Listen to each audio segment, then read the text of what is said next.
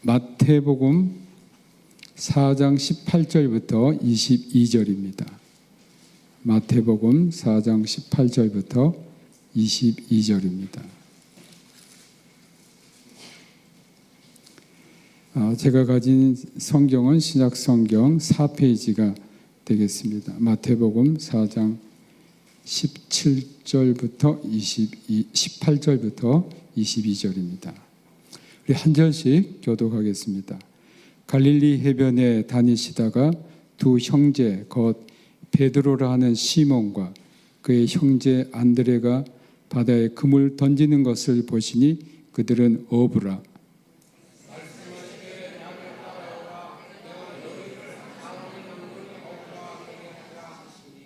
그들이 곧 그물을 버려두고 예수를 따르니라.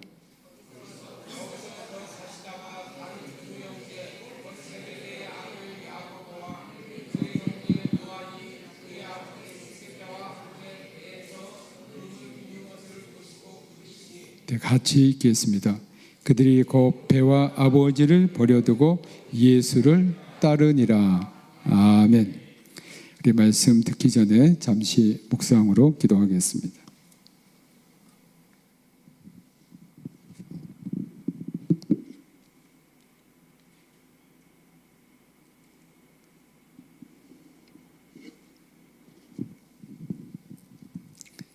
하나님 아버지 감사합니다.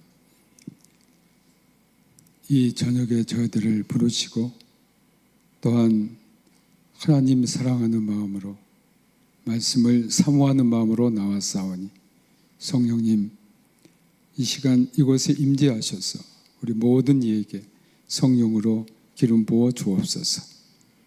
우리 영의 귀가 열리기를 원합니다. 영의 귀가 뚫리기를 원합니다. 영의 눈이 뜨기를 원합니다. 주님, 이 시간 주님의 음성을 듣고 주님을 보는 시간 되게 하옵소서. 주 예수 그리스도의 이름으로 기도합니다. 아멘. 제가 오랜만에 그 수요일 날 이 성경 공부 시작을 해서 한편으로는 죄송하기도 하고 또 여러분들 다시 수요일에 뵙습니다. 자, 오늘 본문 말씀을 보면 예수님께서 제자들을 부르신 게 나옵니다. 그래서 첫 번째 이 4명의 제자들, 그 가장 핵심적인 제자들을 맨 처음 부르셨습니다. 예수님께서 갈릴리 해변을 다니시다가 두 형제 베드로라는 시몬과 그의 형제 안드레가 바다에 금을 던지는 것을 보시고 이렇게 18절에 나와 있습니다. 사실 이제 이 내용은 누가복음 5장 1절부터 11절에도 나오는데 또 마태복음은 약간 또 다르게 기록하고 있습니다. 그리고 이들에게 나를 따라오라. 내가 너희를 사람을 낚는 어부가 되게 하리라 라고 19절에서 말씀하십니다. 우리가 18절을 보면 그 주어가 없어요. 사실 우리 말의 특징은 주어가 명확하게 나오지 않습니다. 그러나 사실 헬라어 원문을 보면 그것은 예수님이 주어임을 알 수가 있습니다. 왜냐하면 동사에 3인칭 단수가 있기 때문에 그것은 바로 예수님을 가리키고 있습니다. 근데 예수님께서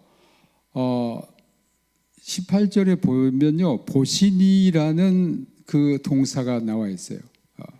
여러분, 우리가 눈이 있으면 다 보이죠. 그런데 이 보시니라는 동사는요, 헬라어에는 여러 그 동사가 본다는 동사가 여러 가지가 있습니다. 그런데 이 보시니라는 그 동사는 어떤 뜻이냐면 우리가 그냥 눈으로 보는 그런 게 아니에요. 여러분 지금 이 눈은 아무 생각이 없어도 그냥 눈에 보이는 거죠. 그게 아니고 의지와 어떤 뜻을 가지고 관심을 가지고 사용하는 동사가 바로 여기에서 호라오라는 동사입니다. 그래서 보시니 주님께서는 그냥 갈릴리 해변을 걸어가시는 것 같았지만 실질적으로는 내가 앞으로 어떤 사람을 택해서 제자로 삼아야 하겠다는 것을 기도를 하시고 관심을 갖고 보고 계셨어요. 그리고 보신이라고 했을 때에 그 시제가요, 헬라어에는 우리말에 없는 그 부정 과거 또는 이제 우리가 단순 과거라고 하는데 이 단순 과거형으로 써여 있어요. 이것은 바로 과거에 한번 보았지만 그것이 현재까지 계속되는 동작 또는 반복된 동작을 나타낼 때 이러한 부정 과거 또 단순 과거로도 번역을 하고 있습니다. 그러니까 총괄적으로 사용할 때 사용하는 시제가 바로 단순 과거 시제예요. 그러니까 예수님이 과거에 보셨는데 그 보신 사건이 과거에 이례적으로 끝난 것이 아니고 지금 지속되고 있다는 그런 의미를 갖고 있습니다. 여러분은 예수 그리스도를 믿는 것이 그저 어떤 계기를 통해서 믿었다라고 생각할 수 있어요. 그러나 오늘 이 본문의 말씀을 보면요, 시몬과 안드레는 자기들이 예수님을 보는 것을 몰랐어요. 전혀 느끼지 못했어요. 그러나 예수님은 보고 계셨어요. 그와 마찬가지로 여러분들이 예수 그리스도를 믿은 것은 주님께서 여러분들을 보고 계셨다는 거예요. 이미 관심을 갖고 계셨다는 거예요. 예수님의 뜻을 갖고 계셨다는 거예요. 그렇기 때문에 여러분들이 예수 그리스도를 믿은 줄로 압니다. 거저된 것이 아니에요.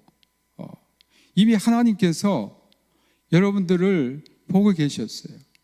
여러분이 모르지만 여러분의 어머니 뱃속에 있을 때에 아니면 그 이전에 하나님께서는 하나님의 사람들을 보고 계셨고 그들을 하나님의 구원의 길로 인도하기로 작정하신 겁니다.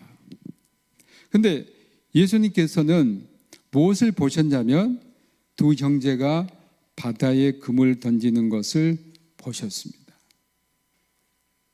주님은요, 자기 일에 충실한 사람을 부르셔요. 자기에게 주어진 일에 충실하지 못한 사람을 어떻게 주님이 일을 시키실 수가 있겠어요?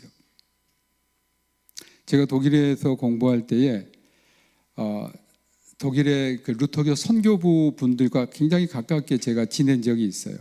저희 학교가 바로 저희 학교가 있었고 또 루터교의 그 바이에른 선교부가 있었는데 전 그분들과 가깝게 지내고 선교를 어떻게 하고 그분들과 여러 가지 이야기를 많이 나눴고 제가 이제 거기 어떤 이제 커미티에서 가서 봉사한 적이 있는데 거기 그 선교부의 디렉터 그러니까 선교부 그 장이 그런 말씀을 하세요.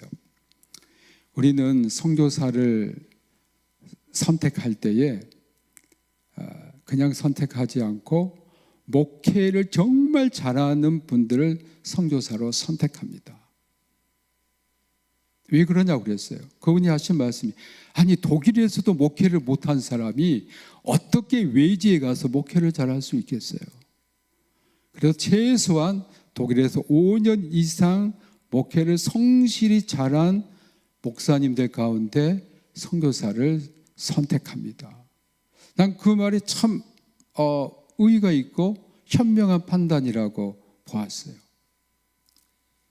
우리 젊은이들이 있습니다만 여러분이 이 젊은 시절을 정말 하나님 앞에서 시간을 아끼면서 성실히 보내야 돼요. 여러분들에게 하나님께서요 모든 사람들에게 24시간의 시간을 주셨어요. 부자라고 25시간 안 줬어요. 정치인이라고 25시간 안 줬어요. 똑같이 24시간이에요. 근데 이 24시간을 헛되이 그냥 버려버린 사람이 있어요. 젊음이라는 것은요, 그 무엇봐도 바꿀 수 없는 재산이에요.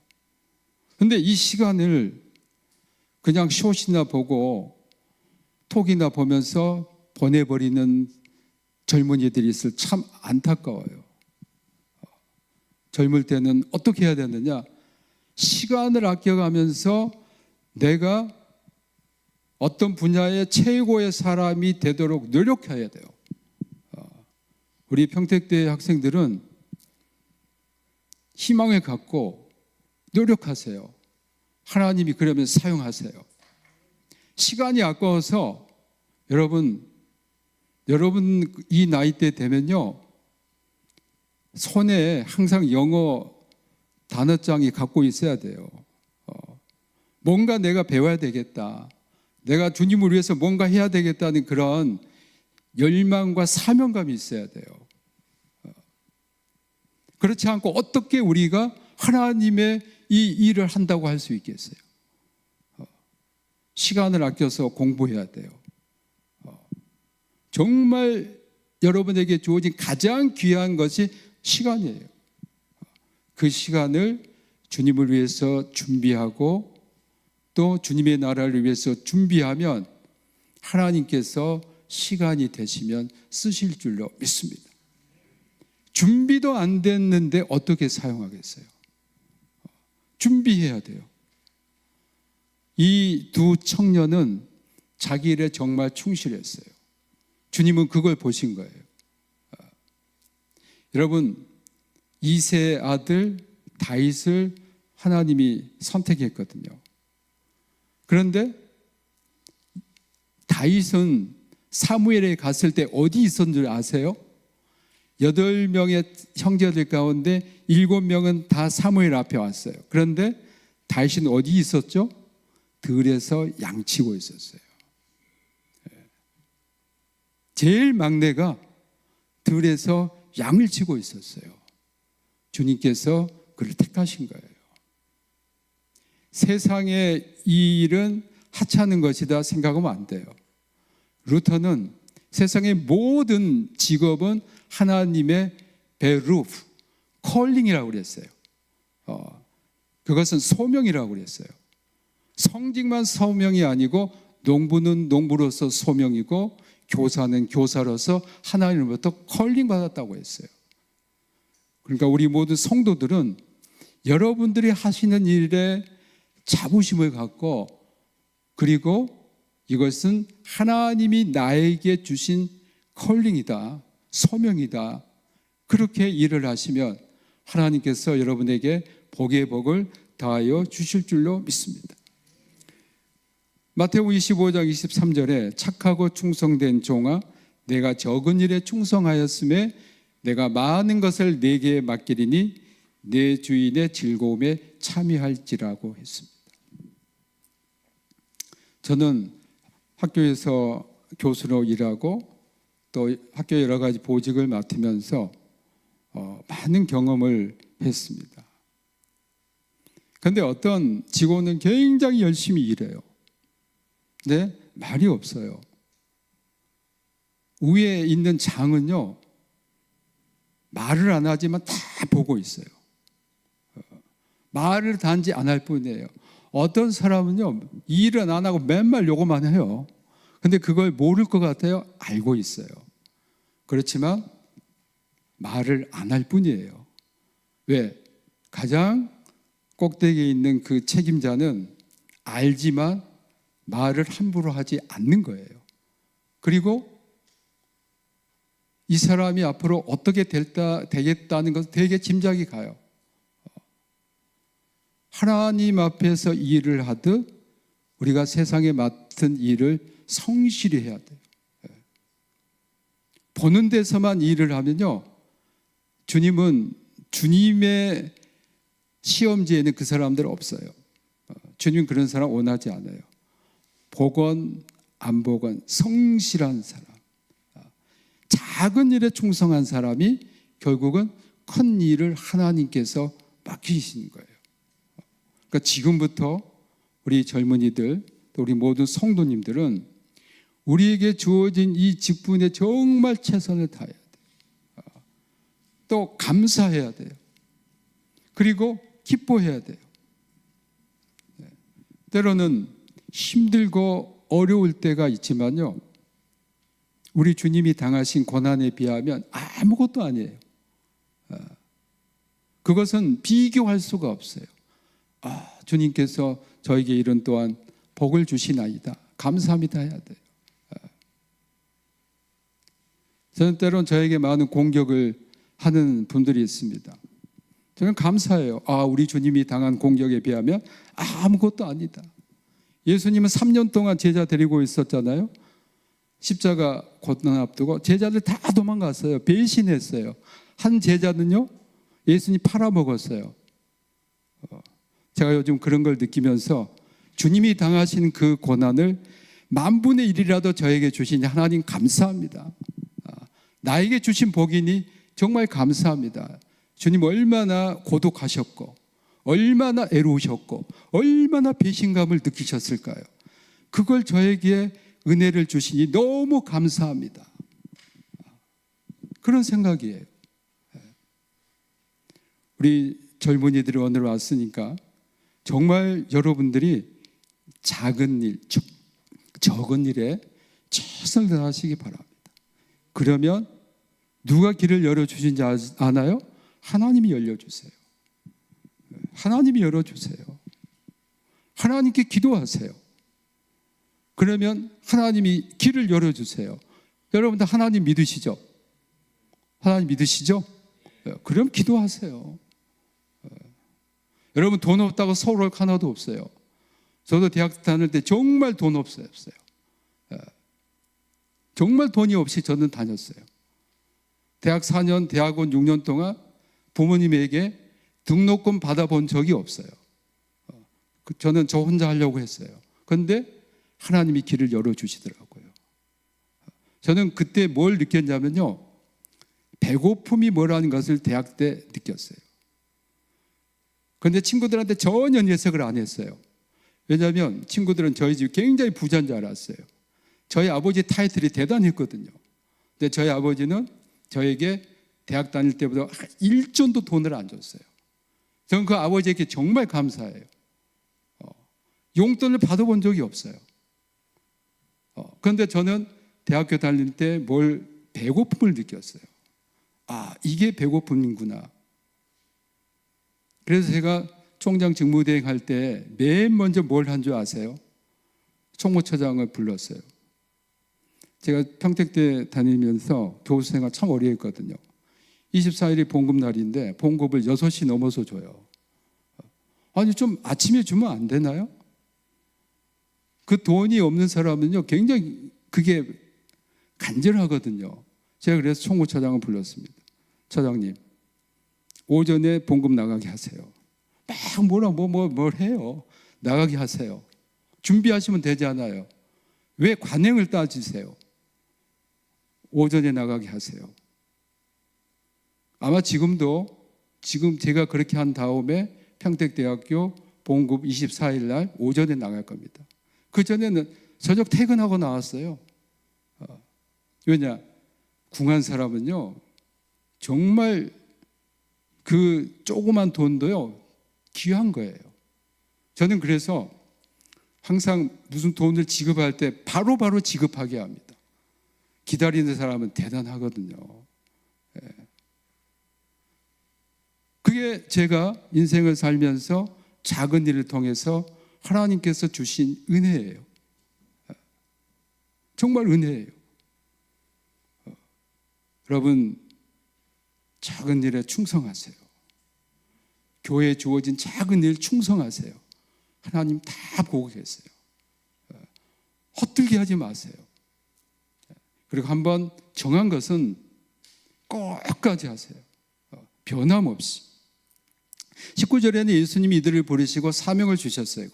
내가 너희를 사람을 낚는 어부가 되게 하리라. 예수님의 최대 감신사는 뭐냐면요, 사람이에요.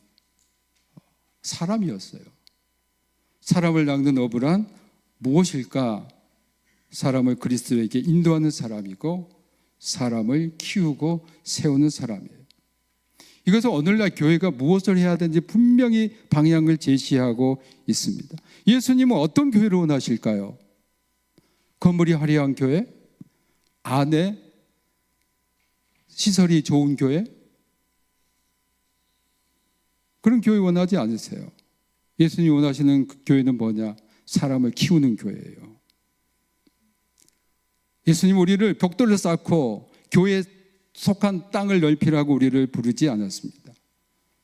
우리를 생명이 있는 그 생명을 그리스도께 살리기 위해서 그리스도께 생명을 부르라고 했고 그들을 세우고 키우라고 우리를 부르셨어요. 한국 교회는 이 점에 있어서 실패했어요. 좋은 시간 다 보냈어요. 제가 95년도에 귀국을 했습니다. 한국교회 실정을 딱 보니까 야 이거 한 20년 되면 이제 쇠퇴의 길을 가겠다. 제가 독일에서 그걸 다 보았고 역사적으로 다 보았거든요. 한국교회가 사람을 키우는 일에 실패했어요. 근데 한국교회는 뭘 많이 했느냐? 벽돌 쌓고 터를 넓히는 일에 굉장히 열심히 했어요. 내 터를 넓히라. 그 큰 교회 목사님들 사무실 가면요.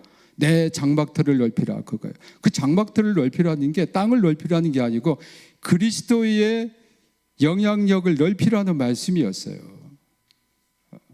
근데 목사님들이 그것을 터를 넓히는 거라 생각해가지고 터 많이 사놨어요. 유럽교회가 그랬거든요. 근데 유럽교회 지금 어떻게 됐어요? 텅텅 비고 있어요.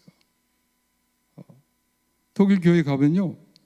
정말 굉장합니다. 디저트 건물이죠. 안에 파이프 오르간 있죠. 근데 사람들은 없어요. 저희 교수님이 이런 설교를 하시더라고요. 독일이 2차 대전 끝나고 그 많은 피해를 받은 건물과 교회를 복구하는데 정말 열심히 해서 그런 복구 기술은 세계 최고예요. 우리가 교회를 복구했지만 교회당 건물은 복구했지만 우리 심령은 복구하지 못해서 교회는 텅텅 비어가고 있습니다. 그런 의미 깊은 설교를 듣고 제가 참 감동을 받았어요.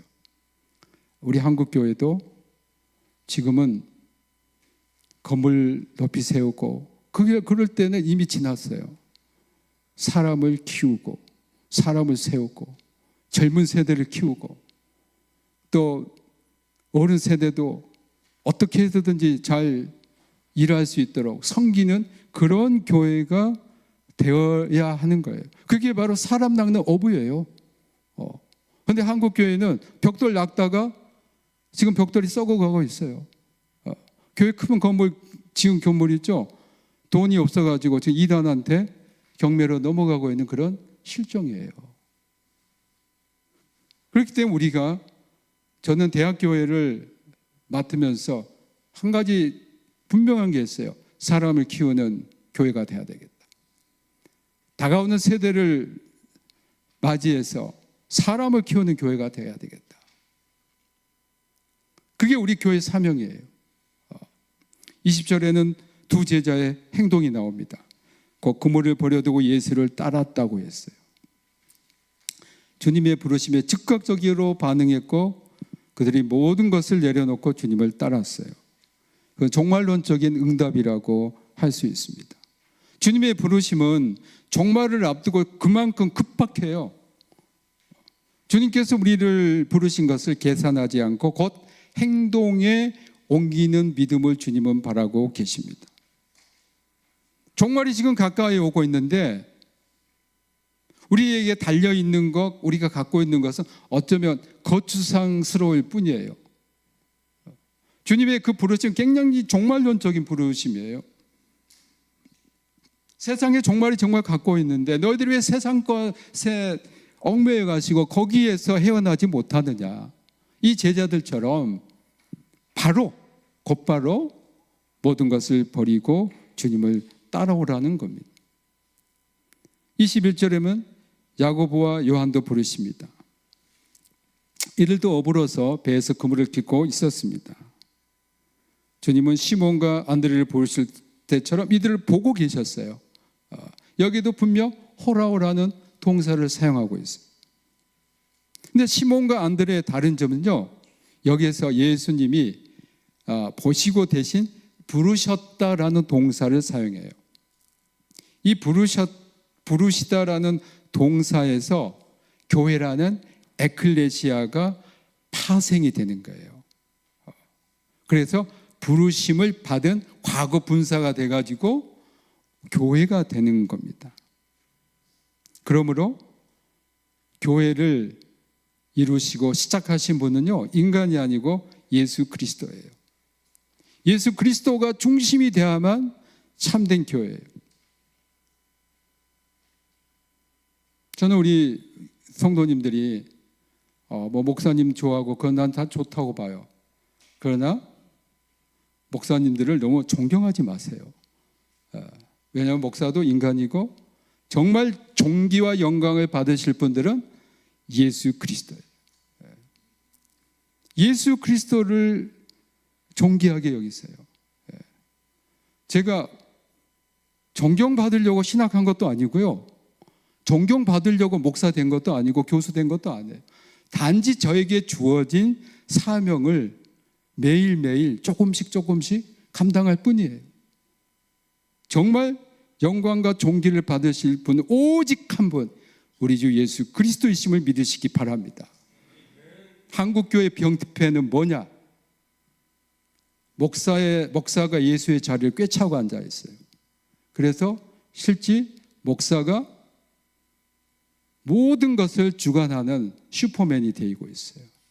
한국교회 그거 버려야 돼요. 예수님이 가장 싫어하는 것이 뭐냐?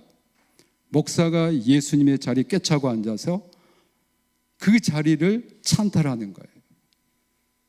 가장 싫어하는 것이 바로 그거예요. 우리 교인들은 그런 그리스도 중심론적인 신앙을 가지시길 주님의 이름으로 축복합니다.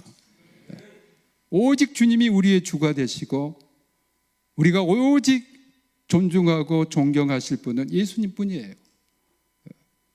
여러분, 인간을 존중하고 존경하자 시험에 듭니다. 오직 예수 그리스도 뿐이시라는 것을 우리가 믿고 나가야 됩니다. 이 야고보와 요한은 배와 아버지를 버려두고 예수님을 따랐습니다. 이들이 일한 것이 배웠고 이들은 아버지와 함께 일했습니다. 이들은 자신의 직업과 혈육까지 버렸습니다. 여기서 버렸다라고 우리말로 번역되어 있는데 포기하다, 떠나다입니다. 여러분, 이 말씀을 통해서 보면 우리가 주님을 따르는데 버려야 할 것이 무엇인가? 어떤 분들은 나는 주님을 위해서 이렇게 해야 되겠습니다, 무엇을 해야 됩니다라고 말씀을 하지만 첫 번째, 주님을 따르고자 하는 자들은 버려야 할 것을 먼저 버려야 돼요. 이제까지 세상에 있었던 그런 모든 죄된 습관을 버리시는 우리 성도님들 되시길 주님의 이름으로 축복합니다. 이거 먼저 버려야 돼요. 이거 버리지 않고 어떻게 주님을 따를 수가 있겠어요? 주님을 따르기 위해서는 먼저 버려야 돼요. 버려야만, 그래야 주님을 따를 수가 있어요. 홀가분한 마음으로 우리가 세상에 애착을 갖고 있는 것도 버려야 돼요. 버리지 못한 것들 때문에 우리가 정말 그리스도를 따르지 못해요.